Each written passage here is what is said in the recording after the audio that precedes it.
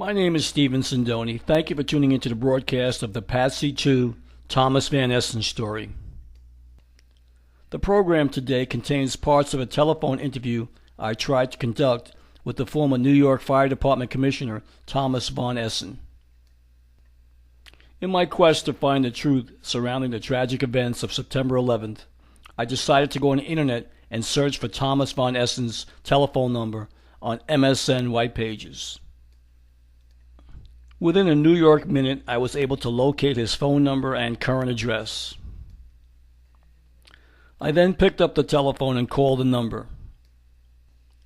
I heard a woman's voice over the answering machine identifying the Von Essen residence. After listening to the message, I left my name and stated the reason for my call. Later that evening, I got a call from Thomas Von Essen. I immediately told Mr. Essen that I was an investigative reporter doing a story about the events surrounding 9/11. I then asked Mr. Von Essen if I could ask him a couple of questions. "What is it you want to know?" Mr. Von Essen asked. "Quite frankly, Mr. Von Essen, there are those in the fire department that think that the fire can be put out when they reach the 86th floor in the World Trade Center towers. And once reaching the 86th floor, firemen claim that they heard explosives going on throughout the building and believed it was a controlled demolition and you are part of a cover-up.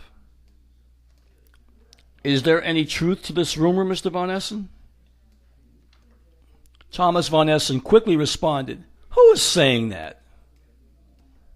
"Well, if you believe that story, I have your sympathy." "Well, Mr. Von Essen, is that allegation true?" Thomas Von Essen now became frustrated by my direct question, angrily answers, "Write your story," and abruptly hung up the telephone. I will now put the former New York Fire Department Commissioner under the spotlight. Thomas Von Essen was born in the Bronx. He began his firefighting career in 1970 with one of the busiest station houses in the city, Ladder Company 42 in the South Bronx. His rise within the Uniformed Firefighters Association began in 1983 when he became the Bronx trustee to the union. He became vice president in 1990 and was elected president, a full-time job, in 1993 and left active fire duty. Then on April 15, 1996, Thomas Von Essen was appointed the 30th Fire Department of New York's Commissioner of the City of New York by Mayor Rudy Giuliani. This was the first time a labor leader has ever moved into the fire department's top post. Thomas Van Essen served in that position until the end of the Giuliani administration on December 31, 2001, nearly 4 months after the September 11, 2001 terrorist attacks. In picking a man who has forged a close relationship with City Hall while keeping the support of rank-and-file members, the mayor appeared to be trying to strengthen what many describe as the most cordial relationship between an administration and the fire department. And most importantly, at a time when contract negotiations were imminent. The selection of Mr. Von Essen to replace Howard Safir, who had been named police commissioner, came as a surprise to both fire and union officials. Most firefighters thought that it was a rumor and thought it was pretty funny because they never thought the administration would subject itself to something like this.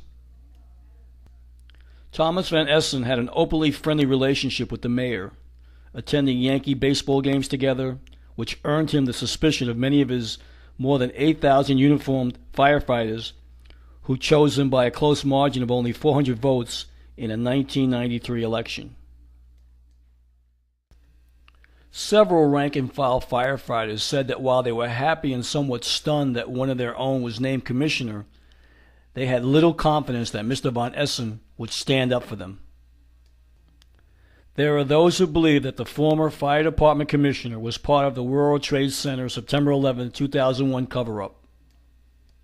Many firefighters believe that the terrorist attacks were a planned, controlled demolition. For those of you who are seekers of the truth, I will include Mr. Von Essen's New York telephone number and address. And as a bonus, I will include the phone number and address for Mr. Bernard Kerik, the former New York Police Commissioner. In closing, it is my opinion that we should make our elected officials accountable for their actions. Thank you for watching the Patsy II Thomas von Essen story.